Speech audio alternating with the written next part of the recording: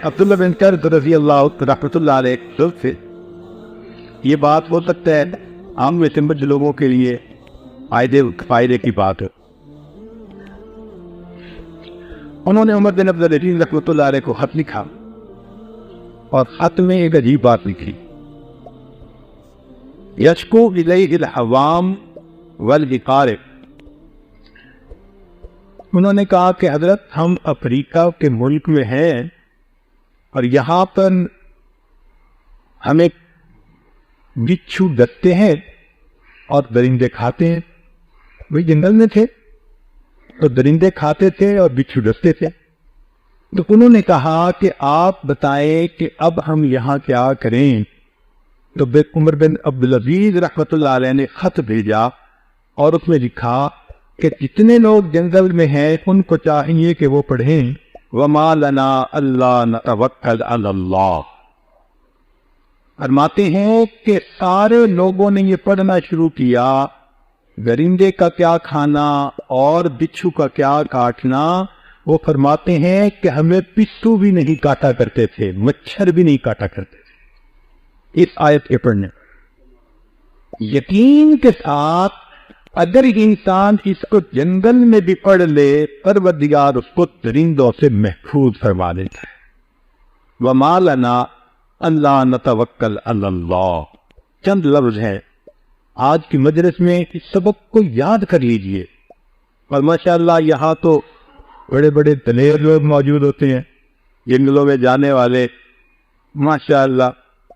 تو اس آیت کو پڑھنے سے ہو سکتا ہے کہ فائدہ ہو. وَمَا لَنَا أَلَّا نَتَوَكَّلَ عَلَى اللَّهِ. اب دو واقعات سنانے ہیں, ٹائم باقی ہو گیا.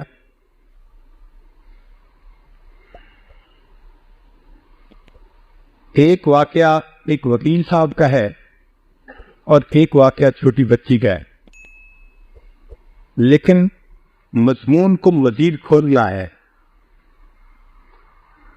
وکیل صاحب بیٹھ ہوئے اور یہ اپنے شہر کے سب سے نامی گرامی وکیل تھے. اتنا کام تھا کہ ان کے پاس کیسز جو تھے وہ ختم نہیں ہوتے تھے. آگے اسسٹنٹ رکھے ہوئے تھے اور وکیل رکھے ہوئے تھے. ایک وقت میں درجنوں مقدمے ہوتے تھے اور امیروں کے اور انڈسٹری والوں کے اور بزنس والوں کے. اور چونکہ وکیل بہت ٹیلنٹڈ تھا اور اس کو بات کرنے کا ملکہ بھی تھا, تو وہ ایسے کیس لڑتا تھا کہ بس اس کے حق پہ فیصلے ہوتے تھے. تو ہر بندہ چاہتا تھا اس کو وکیل بنائے. اللہ کی شان کہ جب عروج پہ تھا نا اس کی پریکٹس, وہ کسی اللہ والے کے ہاتھ لگ گیا اور اس نے بیعت کر لی. پھر ایک دن کہنے لگا کہ جی میرا تو پیشہ ہی وکیل کا ہے اور آپ کہتے ہیں کہ سچ بولنا چاہیے, تو میں کیا کروں. میں نے کہا بھئی سبق تو میں یہی پڑھا رہا ہوں, یہ سچ بول کے ہار جانا جھوٹ بول کے جیت جانے سے زیادہ بہتر ہوتا ہے. سچ بول کے ہار جانا جھوٹ بول کر جیت جانے سے زیادہ بہتر ہوتا ہے. اس لیے جھوٹ سے بچو, کیوں اپنی آخرت خراب کرتے ہو. اس کو بات سمجھ آ گئی. اس نے بیوی کو جا کے کہا کہ بھائی میں نے آج کے بعد جھوٹ نہیں بولنا, میں نے دل میں عہد کر لیا. اب ان کی زمینیں بھی تھیں اور وہ بڑی اونچی فیملی کے لوگ تھے, مطلب بڑی معزز فیملی کے لوگ تھے. بیوی نے کہا کہ میں آپ کے ساتھ. چنانچہ وہ مضبوط ہو گئے. اب وہ آئے تو انہوں نے آ کے اپنے ساتھ والے وکیلوں کو کہہ دیا کہ بھئی میں نے جھوٹا مقدمہ کوئی نہیں لینا. اب جو مقدمہ لے کے آتا وہ اس کو کہتے بھئی میں نے جھوٹا مقدمہ نہیں لینا. لوگ کہتے نہیں بالکل ہم تو سچ پہ. تو وہ اگلی بات کرتا کہ کیس کی پیروی کے درمیان اگر مجھے فیل ہوا کہ آپ جھوٹے ہیں تو میں پیروی نہیں کروں گا. اب کون مقدمہ دے اس کو. لوگ پیچھے ہٹ گئے. لو جی اب اس کے پاس کیس آنے ہی بند ہو گئے. کون کیس لائے؟ وہ بندہ جو پورے شہر میں ٹاپ کے اوپر تھا, اب اس کے پاس مہینے کا 1 روپیہ بھی کام نہیں ہے، سارا دن بیٹھتا رہتا دفتر میں اور خالی واپس آ جاتا. 1 مہینہ فارغ، 2 مہینہ فارغ. دوستوں نے مذاق بنا لیا، کوئی مولوی صاحب کہہ رہا ہے، کوئی ملا صاحب کہہ رہا ہے، کوئی صوفی صاحب کہہ رہا ہے. دوست تھے آخر، پورے کورس میں کسی کی باتیں. وہ دیکھو جی کتنا بے وقوف انسان، اتنا اچھا اس کا کام چلتا تھا، چیمبر بھرا رہتا تھا لوگوں سے، اب اس کے پاس ہوتا ہی کوئی نہیں، مگر اس نے ساری باتیں سنی اور اللہ پہ اپنی توکل کر لی کہ اللہ مجھے رزق حلال کھانا ہے. وکیل کا پیشہ اور رزق حلال کھانے کی نیت. اللہ اکبر. لوگوں نے تو وکیل کے بارے میں یا اللہ ایسے ایسے الفاظ کہے ہیں کہ کہتے ڈر لگتا ہے. بہت مشکل، کیونکہ جھوٹ بولنا پڑتا ہے ٹکا کے.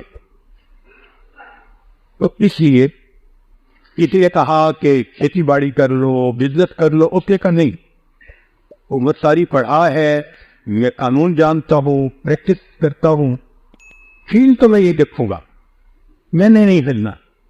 لو جی، اس بندے کے اوپر 2 سال آزمائش کے آئے. پہلا سال بہت دکھ والا تھا، دوسرا اس سے بھی زیادہ دکھ والا تھا.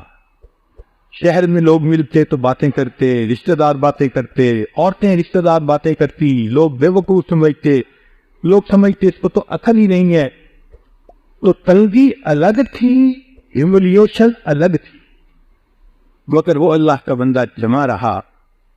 2 سال کے بعد پھر اللہ نے حالات کو بدلنا شروع کیا. ایک اس کے اوپر مکی دور ختم ہوا اور مدنی دور شروع ہوا. وہ کہتے کہ جو لوگ سچے مقدموں والے تھے، سارے تو جھوٹے نہیں نہ ہوتے، وہ اس کے پاس آتے اور کہتے جی ہم بالکل سچ پہ ہیں، یہ ہمارا رائٹ ہے، آپ ہمارا مقدمہ لڑیں. یہ تحقیق کرتا اور یہ مقدمہ لڑتا. اچھا، جب یہ مقدمہ لڑتا تو واقعی وہ کیس ٹھیک ہوتا. تو جو ججز تھے نا علاقے کے، انہوں نے فیل کیا کہ یہ بندہ، جیسے لوگ کہتے ہیں نا کہ جھوٹ والا مقدمہ لیتا ہی نہیں، یہ لیتا ہی ٹھیک مقدمہ ہے. چنانچہ ایک مقدمہ انہوں نے اس کا دیکھا ٹھیک تھا، دوسرا ٹھیک تھا. جب 15-20 مقدمے انہوں نے چیک کر لیے نا تو ان کو ایک اعتماد ہو گیا. اب نتیجہ کیا نکلا کہ جو مقدمہ لے کے جاتا اس کے حق میں فیصلہ، اس کے حق میں فیصلہ. اب جو سچ پہ تھے اور امیر تھے وہ بھی آنے لگ گئے کہ ہمارا مقدمہ بھی بالکل ٹھیک ہے. وہ جی کس لوگوں کو پتہ چل گیا کہ یہ جس مقدمے کو لے کے جائے گا جج شکل دیکھتے اس کے حق میں فیصلہ کر دے گا. اللہ کی شان کے تیسرے سال میں اتنا کام اس کے پاس آیا کہ جو پہلے 2 سالوں میں نہیں کماتا تھا وہ اس نے 1 سال میں کمایا. ابھی 1 سال میں کمایا تھا. اللہ کی شان کی حکومت نے ایک پالیسی کی کہ جو پرانے وکیل ہیں نا تو ان میں بعض کو پروموٹ کیا جائے اور جج بنایا جائے. یہ ایک کچھ ڈیل تھی وکیلوں کے ساتھ، تو انہوں نے کہا کہ ہم ایسے ہی کریں گے. چنانچہ جب حکومت کی پالیسی نکلی تو انہوں نے کہا کہ اچھا ہمیں ایسے وکیل بتائیے جو اپنے فیلڈ میں ماہر ہوں، اچھے ہوں، فلاح ہوں. لو جی، سلیکشن میں اس کا نام پہلے نمبر پر آ گیا اور اللہ نے اس کو وکیل سے جج پروموٹ کیا.